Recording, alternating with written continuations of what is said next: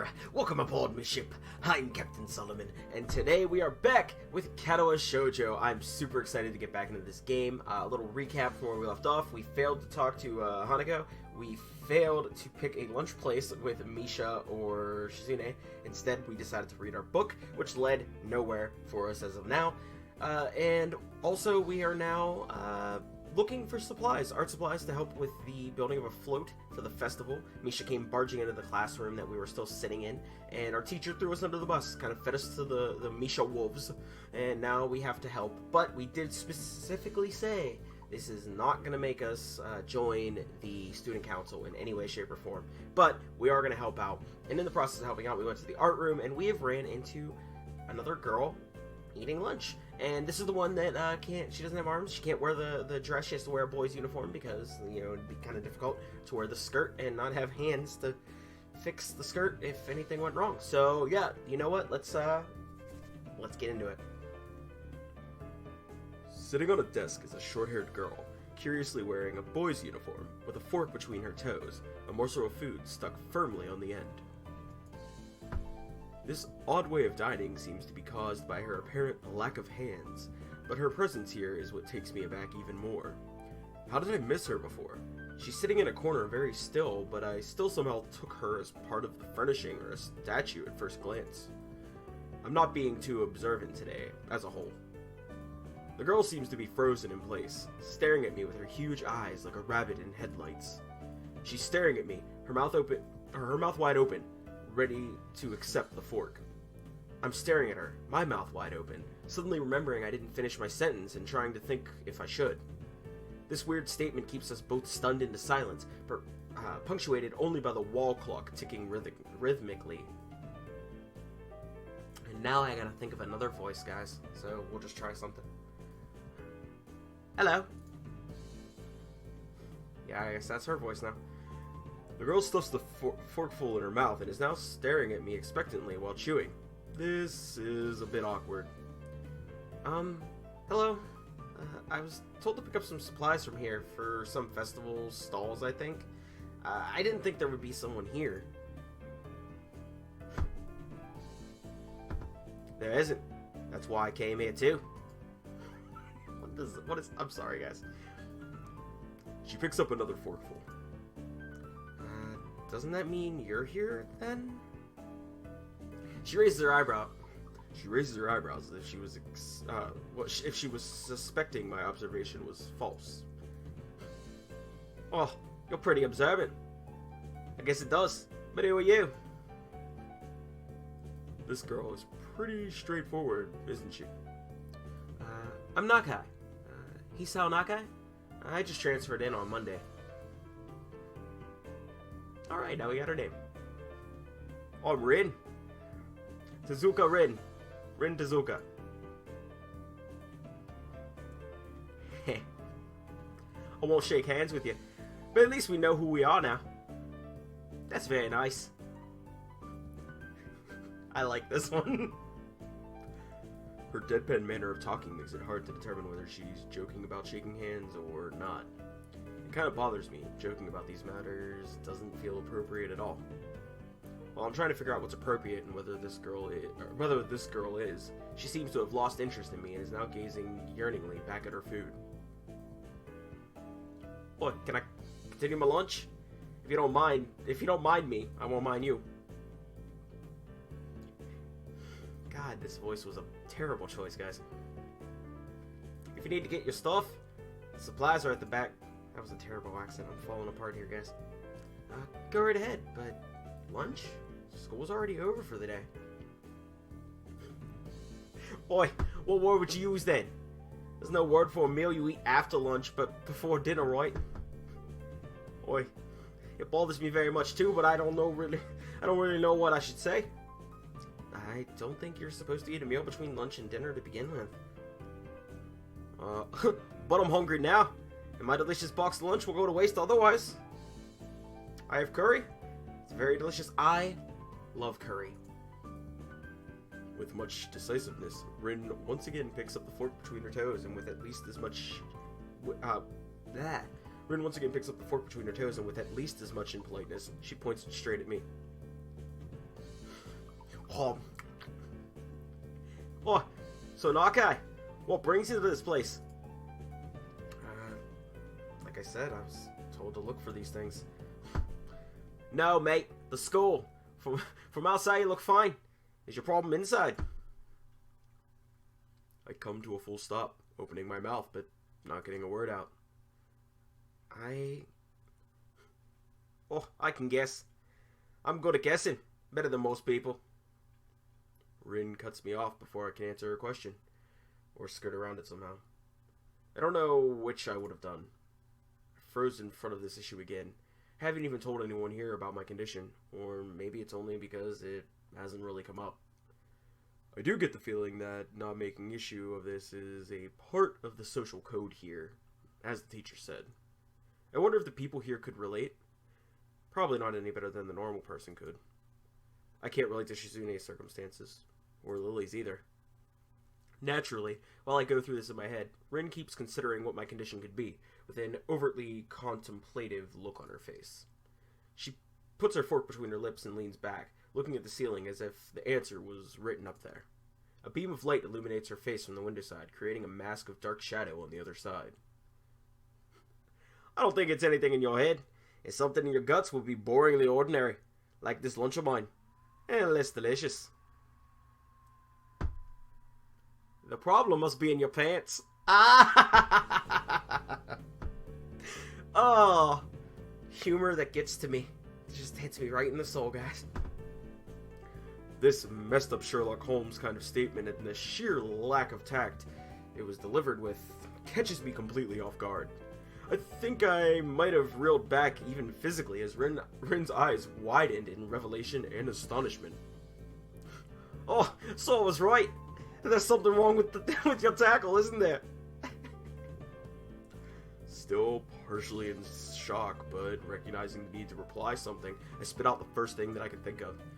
No! Nothing like that! I have a heart problem, arrhythmia. I said it. More like blurted it out, but I said it. The girl in front of me purses her lips together and glowers at me, looking very disappointed. How boring. Trouble in the pants would have been much more scandalous. What's with this reaction? I'm sorry to let you down. Oh, I forgive you. Just, I collect people and a person with, you know, that kind of problem would have been really great. Collect people? People with different problems. So you just, like, go around asking people what's wrong with them? Pretty much. I see. With little left to say, Rin resumes her lunch and the conversation dies anyway, but I keep thinking about what she said. It's the first time I told anyone else about my condition. All the people here have either known about it already or heard about it from someone else, or didn't need to know about it, like every other student here so far. Should I have told it as a natural part of introductions? Is it expected of me? Hi, I'm Hisao. I have a very serious heart condition. Is that how I'm supposed to go around introducing myself from now on? As if our disabilities would define us? What a disgusting thought. Or maybe this Tezuka girl just has an unnatural interest in such things. As I walk to the back of the room to pick up items on Misha's list, a chance opens to study Rin from the corner of my eye. Her hair is a burnt auburn, almost orange and cropped short. Long hair would probably be impossible with no arms. The boy's uniform and the lack of arms make her look very thin, almost scrawny. She's not particularly pretty except for her murky green eyes, which flicker restlessly from below her short bangs, even when she eats. The distance and the shadows make it seem like they don't reflect sunlight at all, but instead absorb all of it within them like deep wells. She moves her feet almost as deftly as a normal person would use their arms. However, I can see how this sight could discomfort people, especially while eating. It makes me feel a bit uncomfortable, at least. I hesitate to think about the word unnatural, but it's too late now, isn't it? I keep searching the cabins and shelves for Misha's things, but after enough time passes, the silence grows too uncomfortable. so I try to force some conversation out of this strange girl. So, do you always eat alone and this late? Or do you get the occasional visitor? Visitors? Boy, maybe you're my first occasional visitor, but I don't always eat alone either. Sometimes I eat with a certain person on the roof, if she's not horsing around. Horsing? She likes to do sports. Oh. And that's all I can think of to say. Withers falls silent again as Rin forks the last bits of her meal to her mouth. I look down at my haul and double check it with Misha's list. It seems I have everything except plywood. So I think I have all the things now. That's very nice of you. Don't feel obligated to stay. I was about to take a nap anyway. You need to do whatever you're going to do with that stuff anyway, right? Or perhaps you like to watch girls sleeping? I'm not sure what to make of this, but Rin looks serious. Even if I did, I think I have to be going. I'll catch you around, Tezuka. You can call me Rin. I feel that our relationship is at this point good enough to want this much. I was already turning to make my exit, but she draws me back in. Fine. Then I'm Hisao. Then you are. Rin looks at me hard in the eyes, but that intimidating feeling you get when someone stares at you isn't there. It's like she's actually not looking at me at all. She blinks a couple of times, and I can't figure out why a pause like this just popped between us, out of nowhere. See you later, Hisao. There is something like a tiny smile there in her face. Maybe. I quietly back out of the room. As I shut the door in front of my face, I whisper to myself, "What an intriguing person." From inside, I hear a muffled, sing-song voice. I heard that. Wah! Why? What did she hear? I was just about to take a moment to talk to you guys, beyond the fourth wall, about how I loved Rin, and I think Rin might be the one, if possible, that I actually really want to get to know more. But here's Misha! I jump at the sudden appearance of Misha, who I had not heard approaching despite the completely empty hallway. Somehow she had gotten to jumping distance of me without making a sound. Creepy. It briefly reminds me of Kenji's nutty theory about a global feminist conspiracy. But I push that thought aside. Shizune's here too, guys! Shizune, standing slightly behind Misha, looks aloof as she couldn't have heard the remark that drew Misha's attention. But Misha is visibly excited. No! Sorry guys, hold on. No, wait! More importantly, who is in there? There's no club meeting today! She tries to curiously peek past me, even though the door prevents her from seeing anyways. What are you doing here? You took so long that we had to come and check what's wrong! That's no good, He-chan! She wags her finger at me scoldingly. I found plywood, but everything else is still missing because you are tardy! Oh, sorry, I got the things here. I was just gonna bring them. I think you were up to some mischief, He-chan. Who was in there with you? I wonder. Misha signed something quickly to Shizune, pointing at her own ear a couple of times. Shizune immediately pushes her way past and opens the door to the classroom I just left. I can only imagine the shock she is experiencing. With Shizune's diligence and attitude, the insolence of daring to deface school property by sleeping on top of it must be too much to bear. And indeed, she stares at Rin, frozen in place apart from the slight but noticeable trembling of her shoulders, from suppressed rage, I'm sure. Instead of blowing up, Shizune just takes a few deep breaths, adjusts her glasses, and slams the door shut, turning to sign furiously at Misha. Oh god! Maybe she did blow up, but I can't understand it. She shoots a very loaded stare at me, too, as if it was somehow my fault that Rin is sleeping on one of the tables. I hope she's not getting any funny ideas about the reason for my tardiness. Hello. Rin's voice comes from the other side of the door, and it takes a few eye blinks to realize she might have trouble opening it. I open the door to find Rin directly behind it, looking at us with a half-interested, half-sleepy face. Hello. Miss Tezuka, what do you think you're doing? You absolutely are not permitted to use school property for such, disgraceful activity. It sure is suddenly very crowded in here. I didn't know I was this popular. It's hard to say whether she's happy or unhappy about this turn of events. At any rate, she ignores Shizune and Misha's scolding, so they have no choice but to drop the issue. Shizune taps Misha's shoulder, points at Rin, and makes some quick signs.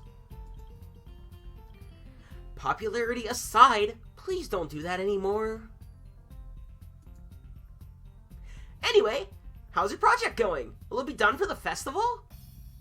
Rin looks at them blankly, apparently at ease under the pressure Shizune's cold stare is putting on her.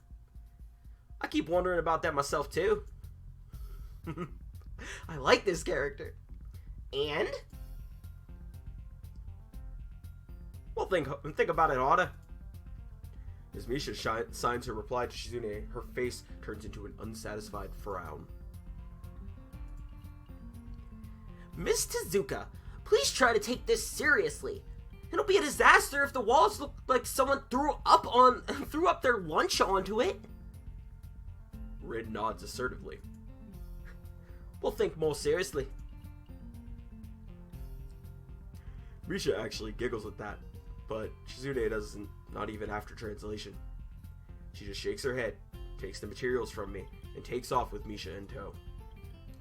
Rin frowns thoughtfully as she looks after the retreating student council duo. How rude. It's true though. Might finish my project before the weekend. There'll be dire consequences if I don't.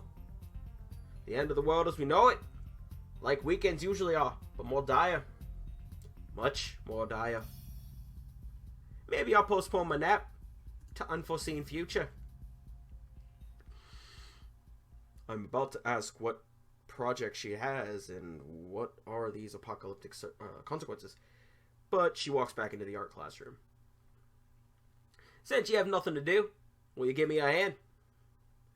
This paint can doesn't fit into my bag, but I need it. She kicks lightly at a huge can of paint that's lying on the floor next to the table she was sitting and sleeping on. It lets out a dull clang. Being the gentleman I am, I naturally pick it up. Tips, Fedora. Heavy.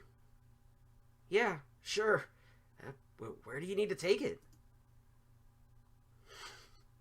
Damn it, this girl. Away. And with that, she takes off to the hallway. Me and the paint can follow since there's little choice for either of us. The hallway is quiet and empty now with Shizune and Misha gone, so we too leave towards the stairwell at the other end. Every 10 or 15 or 20 steps, I have to change the can from one hand to the other because the thin handle cuts into my palm. At least it keeps my arms from tiring too fast. Rin strolls beside me with an uneven pace that I have trouble matching, or maybe I am walking weird because of the extra weight. It seems one of us is constantly walking too slow or too fast, and I can't figure out which. 2 flights of stairs below, trouble appears in the form of the head nurse and his fox-like grin. Yes. Ah, Mr. Nakai. What a happy coincidence. Tezuka too, of course. He nods courteously to Rin, who does not acknowledge him back, then turns to me because obviously it's me who he had some business with. There's something I forgot to mention on Monday. I nod and wait passively because I can't even begin to guess what he forgot. The feeling of the handle delving deeper into my skin doesn't make me feel enthusiastic about this interruption either. It's about your medications. Sure, you haven't been that long on your current medications. There might be some unexpected side effects, which might require adjusting dosages. or even change into another kind of medication. So we will do a few tests regularly, but I don't want is for you to keep an eye on everything in your condition that feels off, if you get what I mean. Nausea, headache, anything, and come see me if something happens. Oh, alright. So how are you? Everything fine? Yes. I give up and drop the can to the floor before answering him. Apparently, this takes longer than my biceps can handle. I'm about to say something generic as an answer, but then I realize how often I've done that lately. Other people have asked me that too. Teachers and students here, my parents, visitors, nurses, doctors at the hospital. Everyone seems to be concerned about that. It's natural for a hospital, but not so much for a school. Except this school. This is a small school, and both the student base and the faculty seem to be very tightly knit. At least that's the feeling I'm getting. And this is not the kind of school that gets transfer students too often. The thought sends shivers up my spine, but I give a generic answer anyway. That's great! Also, one other thing. My sources tell me that you've been at neither the school track nor the pool. So I'd like to know if you have taken up exercising, as I asked. Of course I haven't. But his way of inquiring gives me the feeling that I should have been running my ass off on the track since the very first day. You have people spying on me? Not as such. I just happen to know a few people. But that's not the issue here. So don't try to slip out of it. Well, I was actually just doing some improvised weightlifting as an exercise. I pick up and lift the can up and down a few times like some sad imitation of a bodybuilder, even though it's weighing down on my arms painfully. The stupid grin disappears from his face for a second, then comes back like it was never gone. Tezuka, would you give us a second? The nurse grabs me by the shoulder without waiting for Rin's permission, which he didn't need in the first place, and drags me aside. When I told you to exercise, I wasn't joking. I understand that you are still on your first week and all, but please don't ignore the importance of this. The reason I'm coming down this hard on you is that habits are not easy to form. The more you slip and postpone, the harder it'll be. It's the same with everything, like dieting. Can you promise me to be more serious about this from now on? Wow. Whoa. Calm down, Doc. Maybe. Maybe. No, I mean... He gives me a nasty sort of look when I say that, making me try to take back the word. I mean, I don't know. I'm still trying to get used to this school. I promise I'll try, though. You're not being very convincing there, Hasao. Tip number 1. Medical professionals are not amused if you take their advice lightly. What's up with him? As if a day or two would make that much of a difference. I didn't do anything at the hospital either. Yeah, okay. Sorry. He studies me for a moment, then shrugs, smiling again. Okay, that's more like it. If you're out of the school track tomorrow morning, you'll meet my spy, who probably has no qualms offering consultation to you if you want to jog for a bit. Consultation? See you around! He leaves with a wave of his hand and no answer, and I walk to Rin, who has been waiting, idly leaning against the hallway wall and staring at the pale lighting fixtures in the ceiling. Even when I approach, she doesn't move her eyes off them. Oh, you getting medications for your heart thingy? Were you listening? It comes out more accusatory than I intended, accidentally lashing out on her. But, even so, I don't really want to start talking about it. I just met her. I don't know her. It's not her business. The nurse seems to be happily ignorant about confidentiality, too, talking about that kind of thing in public. But it's not Rin's fault, is it? I look up at her, suddenly feeling a bit guilty, but Rin is just staring past my shoulder quizzically, her head tilted like a bird's. I don't know why this is so hard for me. It feels like there is some inexplicable lock that prevents me from being more upfront about this. Yeah, they're for my heart. Will they make you better? No, not really. They just make me a little less worse. Rin keeps looking at me for a while longer, and she neither says anything further nor displays any kind of emotion I could discern. I'm thankful that she doesn't. I think I'm still not quite used to all this. At the hospital it was easy, but I still haven't sorted my feelings about having to live a normal life with this disability. We leave the main building, and Rin leads us upwards towards the dorm. We stop at the small patch of greenery in front of the dorm building. The dorm is built on a slightly elevated ground with a wall and a few trees that everyone has to circle around every time they come or go. It's possibly the only inconvenient design in the school. The entire wall, made of the same kind of bricks as the building itself, has been covered with some sort of painting.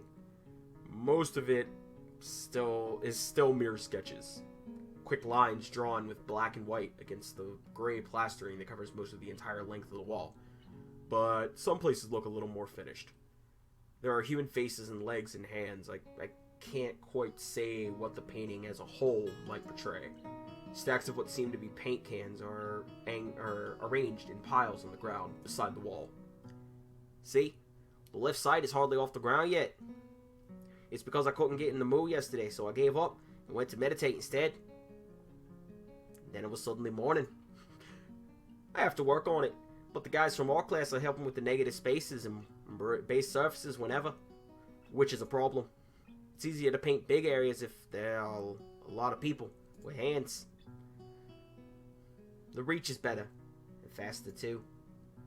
She goes on a tangent, waving a little with her arm, or whatever of it there actually is, to demonstrate even though I got the point already. The white cotton of her sleeve flaps around, and it makes me think it could look sadder than it does, but it makes me feel out of place, like almost every tangible reminder of the student's base's special properties has in the past few days. This girl doesn't notice my dreary feelings, of course, or the fact that she lost me a while ago already, and just keeps on blabbering. So that's why I'm trying to figure out if there's something I need to figure out, and then figure that out before it's too late and all hope is lost. Why would the hope be lost? Because paint has to be painted, and then it has to dry, and then it has to be painted over with another kind of paint. It takes time. She finally stops, apparently thinking she made some kind of statement that makes sense. I think it's best to start from the top. So, this is your project. You did this? Yes. All of it? Yes. Nice, but... I stumble with my words, suddenly feeling like I've walked straight into a minefield of political incorrectness. It's okay. God, that was bad. Let me try again. It's okay. You could probably say it.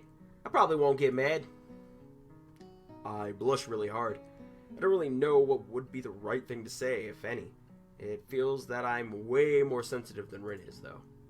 This is really awkward. Don't you want to ask? How do you paint without hands? See? I'm an easy person to talk to, right? With my feet!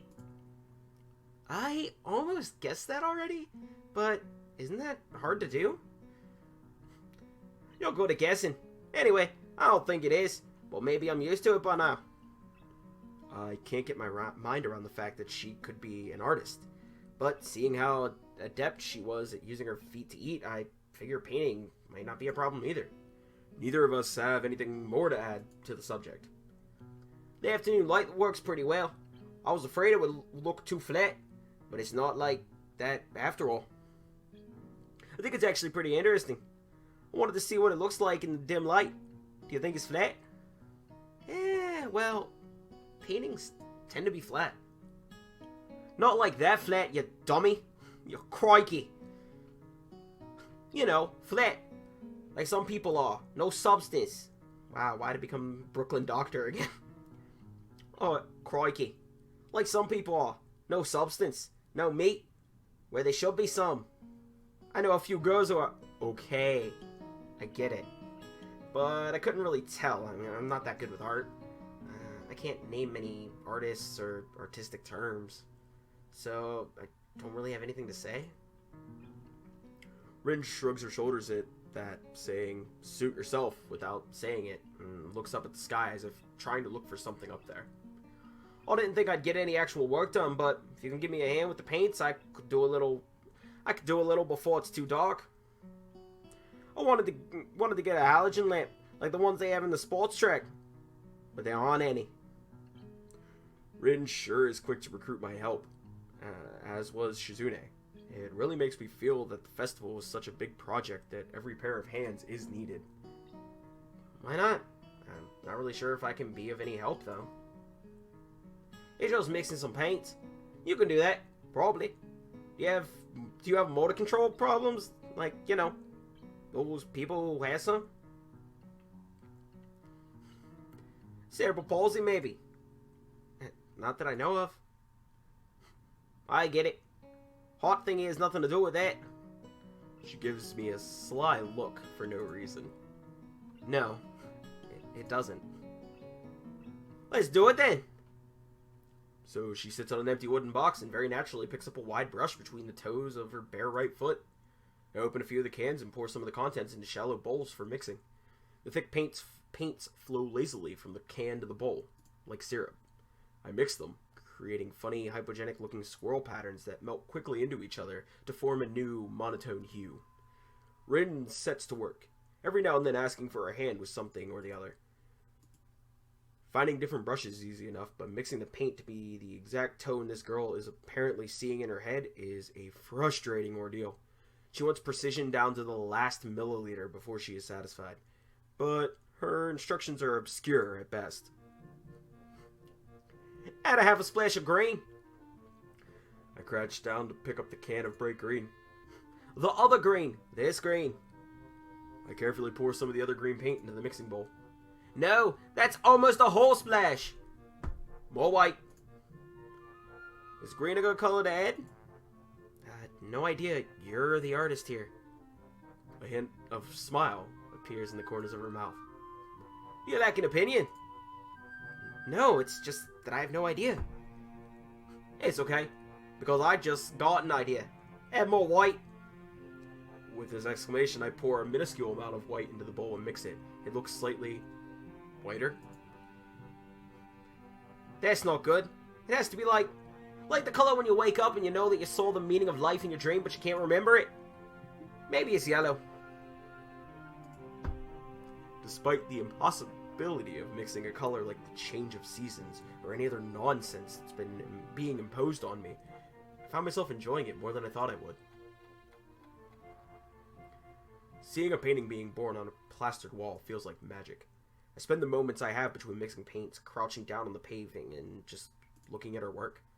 It feels slightly intrusive at first, like breathing some imaginary intimacy, but Rin doesn't seem to mind the least bit. Maybe it's just in my head. Her entire presence emits a completely different air as she patiently works the details, adding layers of paint on top of other layers of paint, steadily moving her foot across the wall to add new shapes.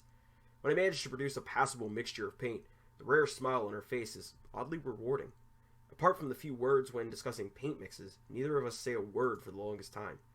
And even those short discussions soon evolve into a shorthand, both of us developing and using weird impromptu code words for various paints and hues. As if there was some need to converse words and breathe and sound. Conserve, not converse. My bad, guys. We stay there late into the evening until it becomes too dark to paint properly. Yay! I think we had fun, guys. Alright. So, that's where we're going to leave this episode here. I had a lot of fun. Again, I lost track of time. We were painting. So we met Rin. I think Rin might be my favorite character. I'm very, very excited. I hope she's an option. I don't know who the options are, guys. But hopefully she is. And you know what? No matter what, I think I'm going to have a good time no matter who we end up with. Maybe it's Kenji, guys. Maybe it's Shizune. Maybe it's Hanako. Maybe it's the librarian, but I doubt it. I don't know, guys. But y'all been aboard me ship. I have been Captain Solomon. Now, walk the plank. And I'll see you guys in the next video. Take it easy, guys.